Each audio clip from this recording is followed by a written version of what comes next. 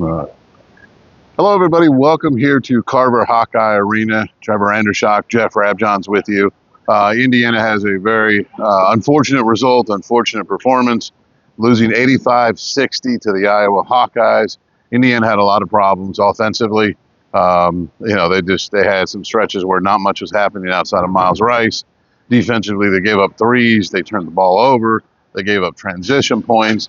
They got beat in pretty much about every way you could get beat. Rebounded okay for a stretch, but losing by 25 to an Iowa team that's okay, but not exactly, some top 10 team or something.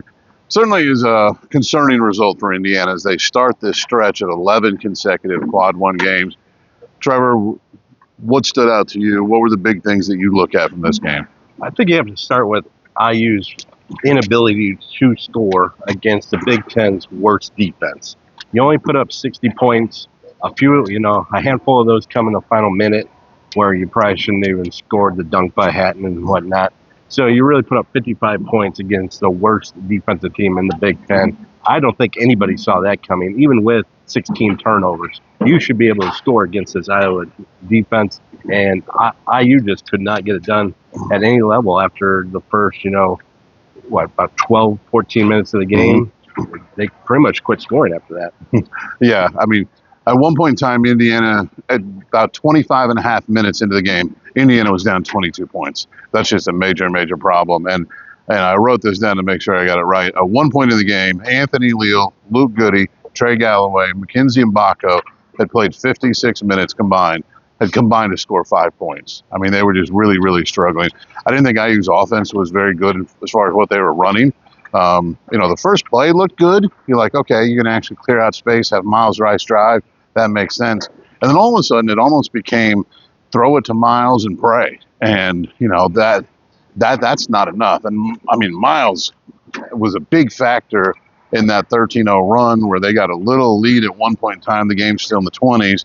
But outside of that 4 or 5 minutes, I thought they were just terrible on offense. I thought they were just, like you said, 60 points against the worst defense in the Big Ten is just terrible offense. Yeah, and they went away from what was working against Penn State and USC, where Ballo was working on the perimeter a lot more and handoffs and ball screens and diving to the rim. You didn't see much of that tonight. When it did, it worked still. I mean, they were able to hit Ballo on the roll a few times, especially midway through that first half. But you go away from it, you start trying to just pound it inside to him, and that's not what he does well. You just cannot just throw it to the post and stand around and watch him work, because it's not going to work out for IU, and you saw that tonight. The turnovers were a big issue. Iowa was active hands, basically, just getting a hand on the ball and going and getting it. IU was a step slow, and it led to fast break points all night. Yeah. And defensively, I think IU's offense is the biggest concern. The defense wasn't great, but again, this was really, really, really bad offense against a bad defensive team. The other teams that they're going to play here in this stretch of 11 consecutive games against quad one teams, the other defenses are better. Not all of them are great, but they're better.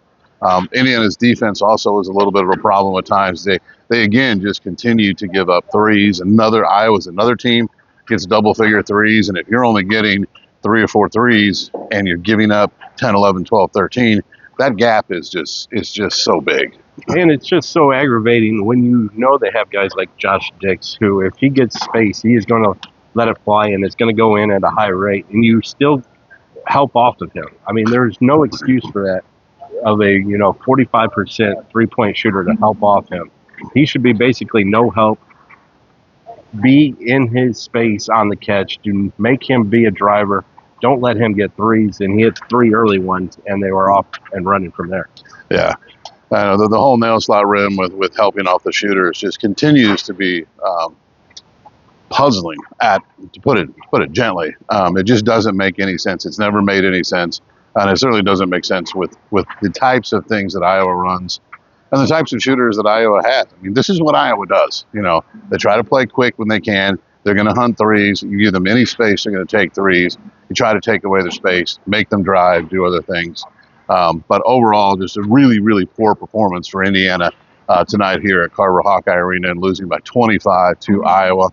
Next up, Indiana hosts Illinois on Tuesday. Illinois had a surprising result, getting upset by USC at home. But Illinois overall has been a very solid team for much of the season, including the big win that they had, scoring 100 plus out at Oregon. So for Trevor Andershock, I'm Jeff Rabjohns for Peegs.com.